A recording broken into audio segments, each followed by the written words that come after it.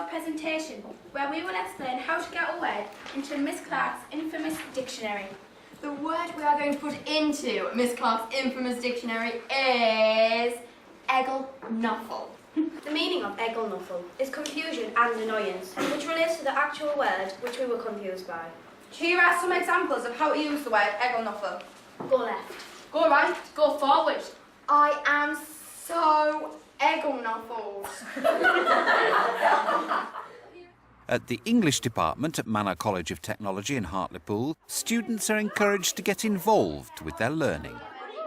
You're not going to engage kids if you just stand at the front and talk in a monotone, and there has to be that sort of, I don't know if it's flamboyance or drama or whatever, however else you like to put it. It's got to be lively. When I think back to the way I was taught English, I'm amazed I ever became an English teacher, because it was dull. And I think anybody who comes to this school and gets taught English certainly couldn't say it was dull. The school's in an economically and socially deprived area, with above-average numbers of free school meals and special educational needs. Enthusing pupils to learn can be tough, so teachers welcomed the creative flexibility of the new curriculum. So, learning objectives for today then, to show our skills of writing to argue through drama. Can somebody tell me who the man with the yellow face is? Go on, Robin. He's like good looking at first, and then these boys, they drop like a concrete block on the train, and then he ends up like with third-degree burns. Excellent, yeah, he ends up with third-degree burns. We started off looking at The Man with the Yellow Face, which is a short story by Anthony Horowitz. Although it's a critical reading unit, I like to not just focus on the reading elements, I like to bring the writing elements in as well.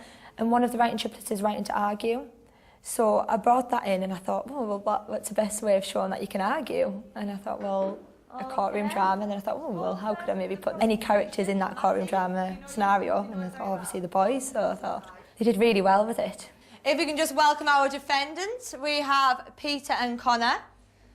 If the defence would like to stand forward and please explain the case. Last week there was a bad case as Simon was on his way back from holiday with his auntie and uncle, and he was badly injured in the case. But in my defence, I think this was an accident, and these did not mean to do it. All right. Obviously, I do a lot of guided learning, but I want them to be able to do it themselves. And this was one of the reasons I got this argument, because they'd actually come up with the arguments by themselves, then as pairs, then as groups. And I thought it's taken on other people's opinions and being able to work with them. Because I don't want them to become these kind of the learners that just kind of accept what you say. I want them to start arguing. I want them to start challenging other people's points of view so they can move forward themselves with their learning. If you want to go out with your mates somewhere, you don't go to a train track. Yeah, but they could have been a poor family though, so they might not afford a bus to get there or anything. Maybe there was nowhere else to go. Maybe they were just trapped in the train track. I understand what you're saying, and I realise that obviously I understand that there isn't very much for young people to be doing. But then when they actually get there, why did they do that? Does anyone want to ask actually the defendants in the first place, well, why did they want to do that? Why did you decide to throw concrete on the train track? We were crossing the bridge and we started walking. We seen this concrete block. We thought it would have been dangerous, and we didn't know that the train track was still used, so that we threw it on the train track. So now what we're saying is that he was protecting other people that might go along that road. By moving those blocks, he was protecting people. It is just a horrible, horrible accident for this to have happened. I think the new curriculum has given us more of a leeway to kind of be more creative. I've found it's far more exciting and they're getting more out of it. I feel like today's lesson for the Year 7, for example, they've shown the writing to argue. They've shown things that some my Year 11s last year couldn't have done because they've actually had a chance to get up and do it. The jury, if you would like to speak to each other and quickly come up with a decision. If they left it in the middle of the road, then it would have killed loads more people. Lauren, please. I think they're not guilty because they could have harmed more people. Thank you. Well done. I'm impressed with the way you have argued. And well done to the defence. Yeah! Well done. Reading and writing were always big parts of Key Stage 3. Speaking and listening have never been formally assessed in Key Stage 3 or in Key Stage 2. And to that end, I think in a lot of schools it was probably neglected. We identified it as a weakness when we came here. So it's always been part of our plan to try and develop the kids' skills in that area. I think we are noticing a big change. The insistence on a more creative and more different approach to teaching is encouraging that.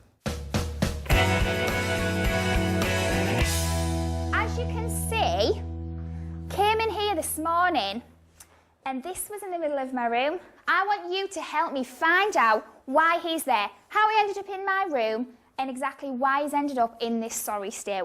Anybody have any ideas why it might be there? The lesson was based on the writing triplet, writing to imagine, explore and entertain. A lot of students at this school seem to struggle with writing. They seem to think that they've got an idea in their heads, but they're not quite sure how to put it down on paper.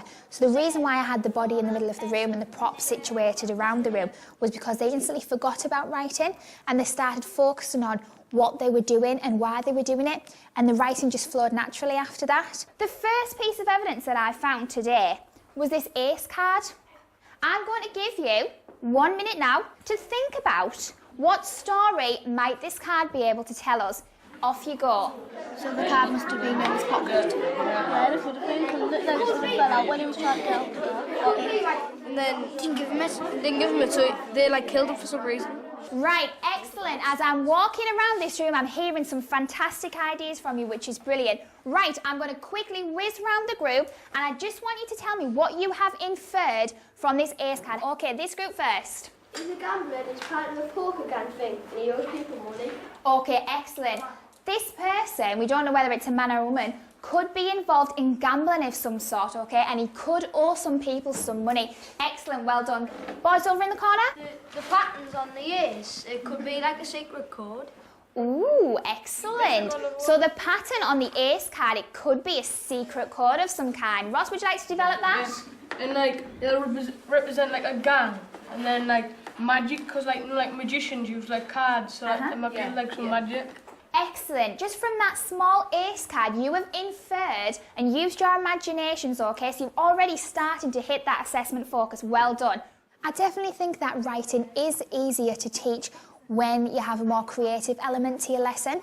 I find that when I was at school, there wasn't a lot of creativity within some of my lessons. Luckily for me, I was a good writer, so that I didn't stumble across that, but not all children are like that. So you've got to make sure that your lessons are engaging, they're interesting, they're thought-provoking. Otherwise, we're never going to get the children to write. So it's essential that we kind of give them the stimulus for them to be able to go away and to feel confident and comfortable about writing.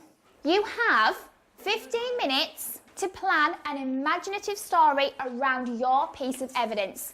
You need to do this using this investigation report, OK? Could have been poisoned or something. Or you're poisoned by the head. It could have been in a restaurant or something. Well, it might have nothing to do with the ACE card.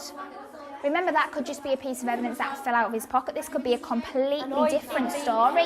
Use your imaginations. Would you like to explain to the rest of the group what your evidence is? It looks like it's got add poisoning because it says reserved for AF Scarlet, and like the poison was reserved for him. OK, so we've got a rather spooky looking goblet, and next to the goblet we found this reserved sign. So we know what the boards have inferred, that this sign was obviously reserved for whoever was sitting there, and whoever the murderer was wanted to make sure that this person got this drink. OK, excellent. Girls over there? We found a rose and it has a little note attached to it saying, tonight, 9 p.m, the ferry port, be there, and it has a kiss on the back. And we thought the man who got killed might have been having an affair with you, and then his wife was loopy, and she found out that he was having an affair, so instead of talking to him about it, she killed him. And because she works in the school as well, she put him in your classroom because you were the one having an affair with him. Excellent, a lot of inference done there. And then I do feel supported by the new curriculum, but also I think it takes a lot of initiative and a lot of personal thinking about what you're going to do about the lessons. And the curriculum is there as a framework, but you need to be able to kind of think out of the box and think what is going to engage these children, what is going to help these children write, because if I don't have that ability, how do I expect those children to write? Right, today our learning objective is to identify and create methods of persuasive presentation. We're going to do a board run on persuasive language. Who can tell me the 2 rules of a board run? Hands up. Ben? Don't run. Don't run is 1. And Sadie? Don't throw the pen. Don't throw the pen. What happens if you run or throw the pen? David? Get your word rubbed off. You get your word rubbed off. The lessons were a series of lessons focused around the writing triplet, writing to persuade, argue and advise. And what the whole context of these lessons were, each student in their group had to come up with a word which they felt should go into the dictionary. And the whole point of it was they had to create a persuasive pitch to persuade the rest of the audience to vote for their word. If you think a group's pitch could have been improved, so if they didn't use all of the rhetorical devices, you can say they should have used more rhetorical devices to involve the audience, for example, rhetorical questions. Does that make sense? Yeah. This year we've changed the schemes of work to obviously take into the new curriculum, and we've got a lot more speaking and listening activities. We've got a lot more higher order thinking skills, debates and discussions, which I think all of the students have really engaged with. I think they're more confident, and I think they really like to be challenged, and I think the new curriculum's enabled us to bring that in. It's not as structured, it's not as mechanical. You can bring your own personality and inject your own enthusiasm into it. Did you know that 8% of people use the word hello? I mean, hello? How boring. Our new word is amazing, fantastic and brilliant. It's Singapore. These are some examples of how our word can be used. Gangsters. Zigabong, dog. What does that mean, dog? Hello, dog. Does it really, dog? Yeah, dog, like hello, dog. Yeah. Zigabong.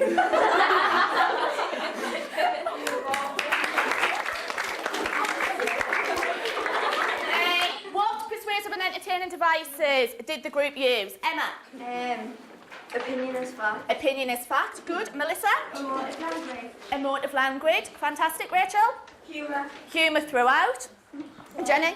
Role play. And that really worked in entertaining the audience throughout. I think everybody would agree. They were assessing each other, and I think they kind of just viewed it as, oh yeah, that was that technique, so I can tick that off. But the higher order thinking skills have been able to listen actively to a group presenting a pitch, and then being able to pick out the key persuasive details, because that's quite difficult to transfer those persuasive techniques into your own writing. So it's the transition of it all, so they can now confidently pick out and subtly use those techniques. Drum roll, guys. In first place, with an amazing, wait for it, 17 votes, is Ben's group. Lads, would you like to bring up your poster and I will put it in my dictionary? Put your hand up if you would now feel more confident if I said, right, tomorrow we are going to write a persuasive letter. Put your hand up if you'd feel more confident.